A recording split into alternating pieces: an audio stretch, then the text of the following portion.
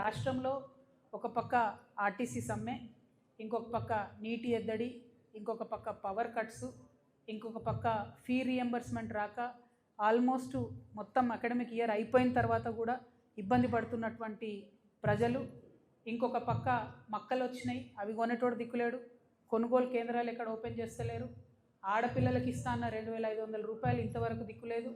అనేక రకమైనటువంటి ఇబ్బందులలో ప్రజలు ఉంటే నిన్న ప్రభుత్వం ఒక పెద్ద సభ పెట్టింది, ప్రధాన ప్రతిపక్షమైన బీఆర్ఎస్ పార్టీ ఇంకొక సభ పెట్టింది.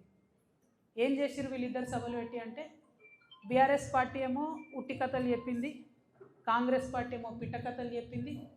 ప్రజల వ్యతలు ప్రజల కష్టాలు మాత్రం ఎవరు చెప్పలేదు. ఇక బీఆర్ఎస్ పార్టీ సభ అయితే జగిత్యాల్లో 75 సంవత్సరాల కురు వృద్ధుని రాజకీయ నాయకుని చేర్చుకొని, మరి ఈ సభతోని మీకే 25 సంవత్సరాలు తగ్గిపోయినాయి, మీరే నవయువకుడు, మీరే అద్భుతంగా రాజకీయం చేయాలని చెప్తే, మరి తెలంగాణలో ఉన్న యూత్ అంతా చచ్చిపోయినరా బతుకున్నారా, వాళ్ళ ఫ్యూచర్ ఏంది, వాళ్ళ కథ ఏంది నాకైతే అర్థమవుతుంది. అందుకే నేను ఇన్వైట్ చేస్తున్నా. నేను కొత్తగా పెట్టబోయే పార్టీలో యూత్కి మంచి అవకాశాలు ఉంటాయి కాబట్టి యంగ్ పార్టీగా ఉండేటటువంటి కొత్త చేంజ్ తీసుకొచ్చే పార్టీ వైపు ప్రజలు చూడాలని చెప్పి నేను రిక్వెస్ట్ చేస్తూ ఉన్నా.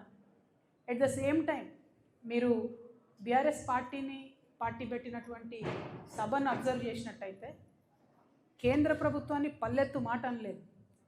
జాతీయ పార్టీని అని చెప్పుకునేటటువంటి పార్టీ ఇవాళ దేశవ్యాప్తంగా చర్చ అవుతున్న అంశం ఏంది? మహిళా బిల్లు, డీలిమిటేషన్. ఈ రెండిటి మీద కనీసం పల్లెత్తు మాట అనలేదు. ఆడబిడ్డలకు ఒక భరోసా ఇవ్వలేదు. రాజకీయంగా మీరు ముందుకు రావడానికి మేము నిలబడి ఉంటాం, మీకు అండగా ఉంటాం అనే భరోసా ఇవ్వలేదు. అంటే ఆ పార్టీలో ఆడబిడ్డలకు ఎప్పుడు గౌరవం ఉండదు అనుకోండి, అది వేరే విషయం. కానీ చూస్తే మందేమనుకుంటారు అనడానికన్నా కనీసం మరి మహిళా బిల్లు పోయింది, మేము జాతీయ పార్టీ, దాని మీద మాకు విధానం ఉంటుంది, దీని మీద మేము పోరాటం చేస్తామన్న మాట కూడా బీఆర్ఎస్ పార్టీ మాట్లాడకపోవడం అన్నది నిజంగా శోచనీయం.